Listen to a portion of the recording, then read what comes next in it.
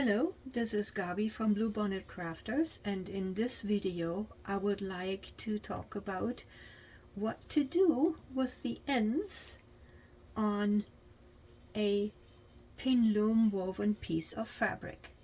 I have a sample here on the Zoom loom, but what I'm going to show you will apply to any size or shape of Pin-Loom woven fabric that is using the multi-layer weaving method, where you lay the first 3 layers and then you just weave the last one. So let's take a look here at the sample. We have a tail at the beginning and we have a tail at the end. I left the needle in here to show you. So what are the options with the tails? First of all, we don't have to do anything, which might make sense when you have, particularly when you have something that you want to put together using multiple colors. In this case, I actually would recommend that you mark the first corner here. I'm using a little clip from knitting, or a stitch marker from knitting. You can also just use a piece of yarn. And why would I do this? The reason why I'm doing this is that with this weaving method, the edges are different, and we will talk about that in another video, and we probably already know that from the weaving. So it is always makes it easier to mark the first corner here, so that you, when you have many of those pieces of fabric, you line them up more easily. So then this will look something like this. You have 2 tails. Let me just clean up this here a little bit. You have 2 tails, but you still remember easily which one is the starting tail with the face pointing up. Okay, so again, this is something when you don't want to weave in the ends on the loom, or particularly when you have different colors where it matters that you have the matching color when you sew the things together, easily available. It's my preferred method. I don't mind weaving in the ends or use the ends for sewing pieces together, but it's not everybody's favorite. So the next one is you keep only 1 tail, and that makes sense if you just don't want to deal with too many tails, because each of those little squares, of course, will have 2 tails, and when you put your project together, this can get quite annoying. So some people say, hey, you know what, I will just keep 1 tail, and I use that for sewing things together, but the other tail I just don't want to deal with it. Makes perfect sense to me, and most people actually choose, and this is also my recommendation, if you just want to keep 1 tail, keep the starting tail. First of all, it's easy to measure.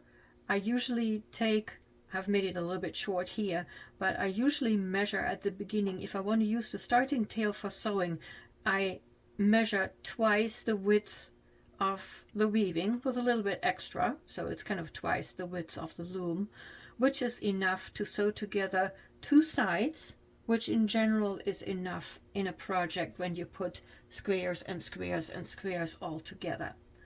So that way you have a controlled length of the tail that you want to use for weaving. I can actually now take out this one, because if you only have 1 tail, you always know this is the starting tail from that corner.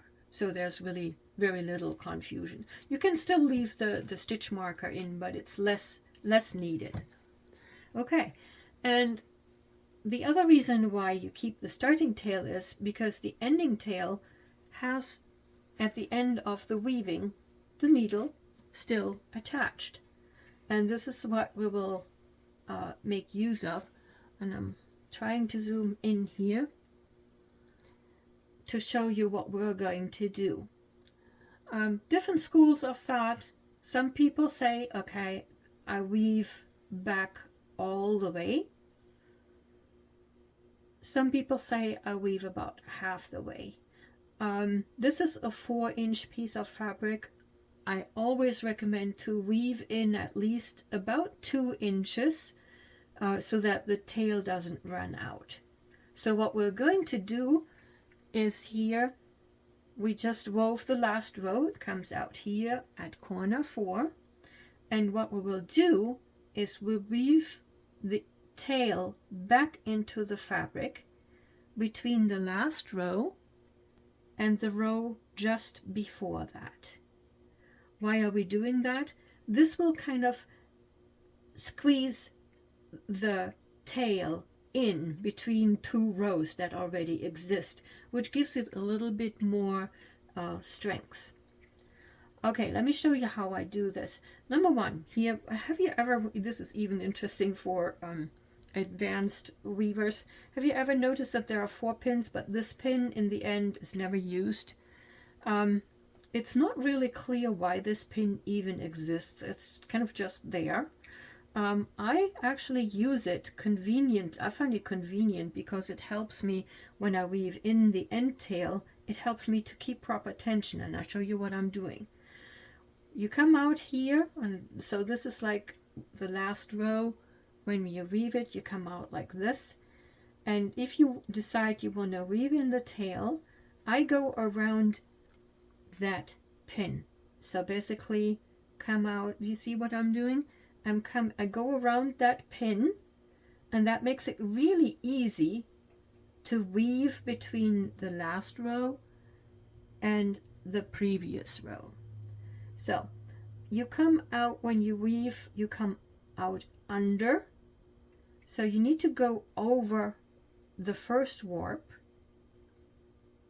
and then under, over, under, over, for as long as you decide you want to do it.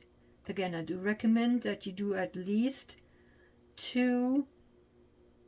about 2 inches so that the yarn won't run out, which is about half the width of a regular zoom loom, which is like 4 inches. So I'm about halfway there. You will notice that even if you go properly, start with over, it will copy the next row. Some people find this annoying, but it really is the best thing you can do, and it's really barely visible.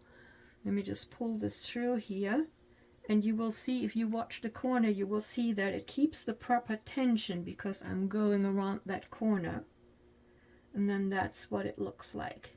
Okay, so there is one row that looks a little bit thicker, but it's really not an issue because it blends in totally, and it keeps the maximum convenience and comfort.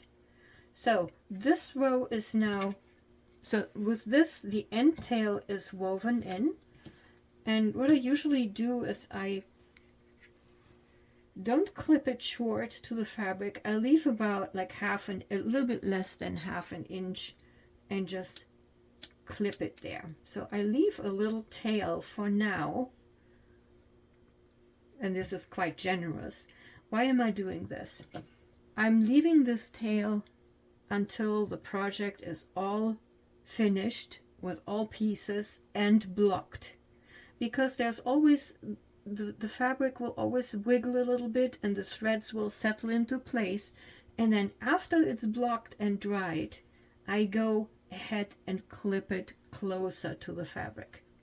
That's a personal preference. You don't have to do it that way, but that's the way I do it. Okay, so again, now we have the piece with just the starting tail left, so that we remember where how the orientation of the woven piece, and I have enough yarn that I can use to sew the squares together in my when I start to assemble my project. Okay, so the next step is I weave in both ends. When would I do this? And this is a very, very convenient way when you just don't want to deal with the scallops that you get when you use this weaving method. The scallops, which is kind of the little wiggly edgings, they can be very pretty, but they can be, okay, let me watch my English here. They can be very difficult when it comes to assembling your project and you have to line them up properly. So a perfect way is that rather than sewing your squares together, or whatever shape you have, you crochet them together. And I will show you that in another video. So for that, of course, you don't need any of the ends, okay? And in this case, we will weave in the starting tail as well. You can use a tapestry needle, or actually, since I have it handy, I'm just using the weaving needle. And now I show you here what we're going to do. Okay, so this is, let me show you how I turn it. So this is how you weave it. There's corner 1, 2, 3, and 4. And one thing that's important with weaving in ends to give them the best hold is that you weave in the opposite direction of where the thread comes from. So if you remember here where you started, the first wind of yarn goes up and then it goes down, and this is like the first layer is wound in this direction, which means that you also should use this direction to weave in your end. You use the same principle that you used with the end tail.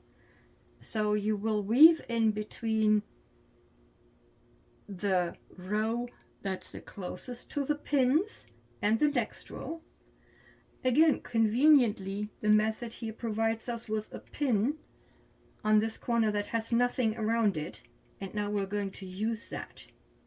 So what are we going to do is here the yarn comes out over the other thread, which means in our next weaving row we need to go under, and I will turn this now so that it makes it more ergonomic to sew. So this is our corner 1. This is where the starting tail where we started, and I'm going around the first pin. Yarn is over, so I start weaving under, and I'm going between the first and the second row, the row that's the closest to the pins and the one after that. And then I go under, over, under, over, under, over. The same principle applies. You can weave at least about 2 inches, or you can weave all the way to the end. I think at this point I will just show you the all the way to the end so that you can actually see the difference too.